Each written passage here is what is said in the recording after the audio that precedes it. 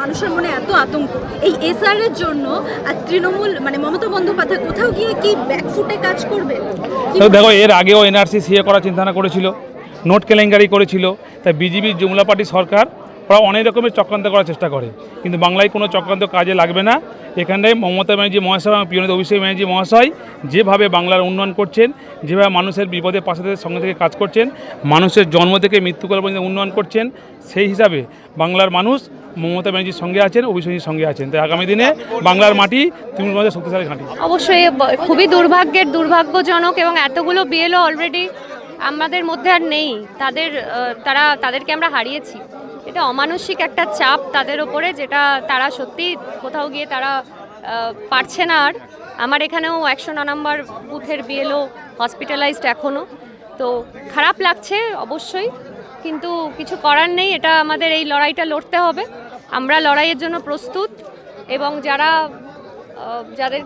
যাদের পরিবারের মানুষকে, প্রিয় মানুষকে হারালো, মানে সেই সব বিএলও যারা আমাদের মধ্যে আর নেই, তাদের পরিবারের প্রতি সমবেদনা জানাই। আর কিছুই বলার নেই, খারাপ লাগছে, কিন্তু আগামীতে যেন এরকম ঘটনা না হয় এটাই বলবো। যে কদিন আছে সবাই যেভাবেই হোক যেন কাজটা কমপ্লিট করতে পারে সুস্থভাবে। আগামী 2026-এ যে সোনারপুর দক্ষিণ তৃণমূল কংগ্রেসের শক্তিশালী ঘাঁটি সেটা তৈরি করবে। অবশ্যই গতবারে তো 21-এর বিধানসভায় মানে বিধানসভা নির্বাচনে আমরা খুবই ভালো ভোটে এখান থেকে জয়লাভ করেছিলাম যখন আমি প্রথম প্রার্থী হয়েছিলাম। তারপরে লোকসভা ভোট গেছে, পঞ্চায়েত গেছে, আমাদের পৌরসভা ভোট গেছে, এবং 26-এর নির্বাচন দোরগোড়ায়। এবং আগামীতে এই 5 বছরে যা যা কাজ হয়েছে, এবং সর্বোপরি তৃণমূল কংগ্রেস অর্থাৎ আমাদের পশ্চিমবঙ্গ সরকারের যে উন্নয়ন হয়েছে, সেই উন্নয়নের নিরিখে এবং আমাদের কর্মীরা সবসময় মানুষের পাশে থাকে, সেই জায়গা থেকে আমাদের বিশ্বাস যে মানুষ আগামী দিনে আরও বেশি করে আমাদের আশীর্বাদ দেবে, এবং আমরা অনেক বেশি ভোটে আগামী 26-এ জিতব। একটা প্রশ্ন দিদি, আগামী দিনে কি পরিকল্পনা আছে?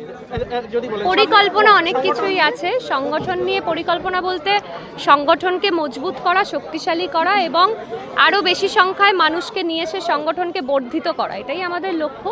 এবং সংগঠন আগের থেকে এখন অনেক বেশি মজবুত, আমরা সবাই ঐক্যবদ্ধ এক, এবং আরও বেশি করে যাতে নতুন জেনারেশন যারা ছাত্র পরিষদ করছে সেইভাবে নতুন এবং বিশেষ করে মহিলা সহকর্মীর সংখ্যা বাড়ছে দিনে দিনে। তারা দিদির ওপর ভরসা রেখেছে, আস্থা রেখেছে বলে আজকে এত মহিলা সহকর্মী আমাদের, এবং এইভাবেই আমাদের সংগঠন আরও শক্তিশালী হবে দিদি এবং অভিষেক ব্যানার্জির দেখানো পথে। এটা অবশ্যই অপপ্রচার, কিছু মানুষ শান্তি পায় এইসব অপপ্রচার করে, তাদের এটা স্বার্থসিদ্ধি বলতে পারেন, বা বিরোধীদের একটা মানে রাজনৈতিক, যে তারা রাজনৈতিকভাবে পরাজিত এটা বলে তারা ওই আর কি রাজনৈতিকভাবে যে দেউলিয়া হয়ে গেছে, সেই জায়গা থেকে তারা মানসিক শান্তি পায়। কিন্তু সোনারপুর দক্ষিণ বিধানসভায় গোষ্ঠী তো দূরের কথা, আমি তো বললাম আজকে মাত্র 20% লোক নিয়ে আমরা এই মিটিং করলাম, 80% লোককে আমরা ডাকতেই পারিনি, হলে জায়গা খুব ছোট বলে। তাই এখনও পর্যন্ত সোনারপুর দক্ষিণ তৃণমূল কংগ্রেস যদি চায় একটা হরিনাভি মাঠ বা একটা সোনারপুর স্পোর্টিং মাঠ ভর্তি করে দেওয়াটা কোনো ব্যাপারই নয় তৃণমূল কংগ্রেস পরিবারের কাছে। কি মনে হয় দিদি, এই এসআইআর এর জন্য তৃণমূল সংগঠন কতটা ব্যাকফুটে থাকবে? কোনো ব্যাকফুটেই থাকবে না, এসআইআর আমাদের কিছুই করতে পারবে না। এসআইআর এর জন্য আজকে যে চক্রান্ত এরা করেছে, এটা মনে রাখতে হবে, এটা বাংলা, এটা পশ্চিমবাংলা, এবং যেখানে মানুষের আস্থা, ভরসা, বিশ্বাস সবটাই মমতা বন্দ্যোপাধ্যায়। তাই এসআইআর করে কোনো লাভ নেই। গত লোকসভা ভোটে তৃণমূল একেবারেই কম মার্জিনে 9700 ভোটে, 9700 নয়, 10,000 সামথিং ভোটে জিতেছে। সেই জায়গা থেকে কি মনে হয় আজকের এই সাংগঠনিক বৈঠকের পর জাহাঙ্গীর খান অবজারভার? দেখুন, লক্ষ্য আমাদের সবসময় থাকবে যে আমাদের লিড যাতে বাড়ে। লাস্ট বিধানসভা নির্বাচনে আমরা প্রায় 30,000 ভোটে জিতেছিলাম এখান থেকে, সেই লিডটা যাতে আরও বেশি হয়, 50,000 হয়, সেটা আমরা অবশ্যই চাইব। আর লোকসভা নিরিখে দেখতে গেলে সোনারপুর দক্ষিণ বিধানসভার বিগত দিনেও যদি দেখি লোকসভার রেজাল্ট এই মোটামুটি অ্যাভারেজ এটার মধ্যেই থাকে, কিন্তু আমাদের লক্ষ্য থাকবে এটাকে আরও বাড়ানো। সবসময় আমাদের লক্ষ্য থাকা উচিত যে রেজাল্ট কী করে ভালো হবে, কারণ দিনের শেষে রেজাল্টটাই সব কিছু। থ্যাংক ইউ দিদি। Thank you.